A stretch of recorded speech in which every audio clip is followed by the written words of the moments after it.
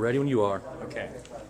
Newt, this is an ad that the Faith and Freedom Coalition took out today in USA Today. It asks a simple question.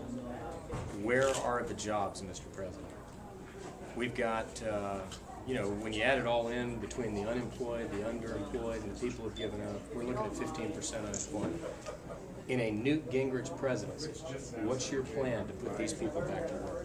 Well, we learned when I was a very junior member working with Ronald Reagan how to create jobs. In this month, September of 1983, the third year of his presidency, 1,100,000 new jobs were created. Wow. Four things: cut taxes, cut regulations, build on American energy, and praise the people who create jobs. Now, Obama's the opposite. He raises taxes, he increases regulations, he's against American energy, and he's for class warfare. And he wonders why he's not getting the jobs created. I came back as Speaker, and during the period I was Speaker, we created 11 million new jobs. I kid my good friends, Rick Perry and the governors of Massachusetts and Utah, that in each of their states, I didn't create it, people created more jobs during my 4 years than during their time in office. We also balanced the budget, paid off $405 billion in debt. Only time since the 20s we had 4 straight years of balanced budget.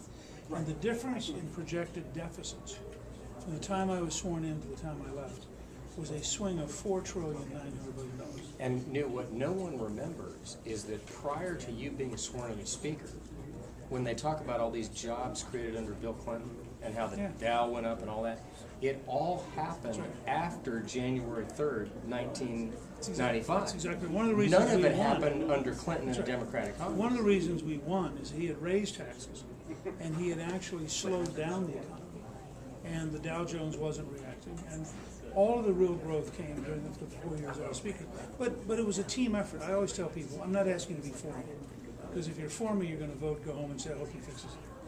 I'm asking people to be with me, because to get the scale of change that the Faith and Freedom Coalition is going to be a constant 8-year struggle every single day to force the system to change. Now let me ask you a very specific question, because if you've spoken on this, I haven't seen it. Obama has proposed that this temporary payroll tax reduction and the FICA tax be extended for, I guess, another year. Yes.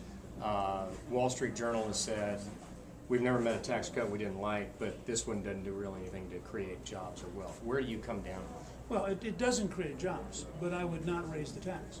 I think when you have this many million Americans unemployed, you have 30% of the people with a job worried about being unemployed.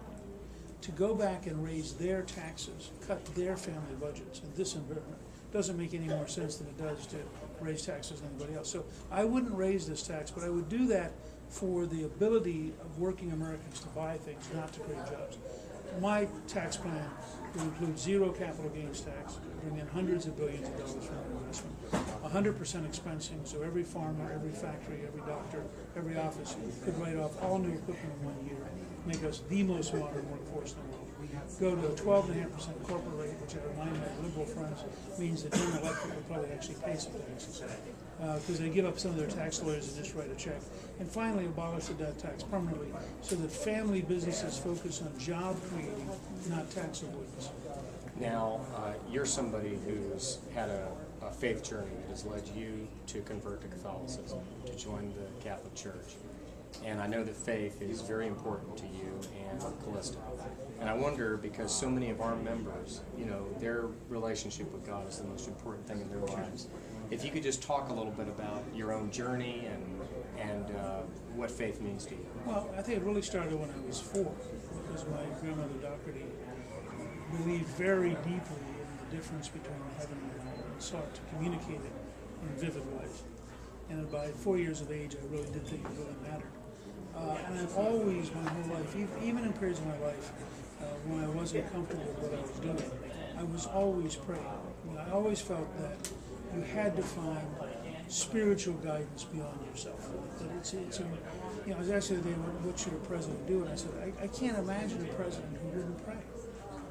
And if you look at Lincoln, who's one of the best examples, his second inaugural, in 702 words, references God 14 times and has 2 quotes in the Bible, because the pressure of the office had driven him back to God in a way that would not have been true in 1860. So I just tell people, spiritual life has to be the center ultimately of defining who you are, because it's the key to you living beyond yourself. If you truly are in a secular world in which life only is this immediate, then it has no real meaning. But if you understand that there is a spiritual world beyond the immediate, it changes everything about you. Well, Newt, we really appreciate you being here. I know you're going to get a great response, and good luck this weekend Thank in you. Straw Park. Thanks.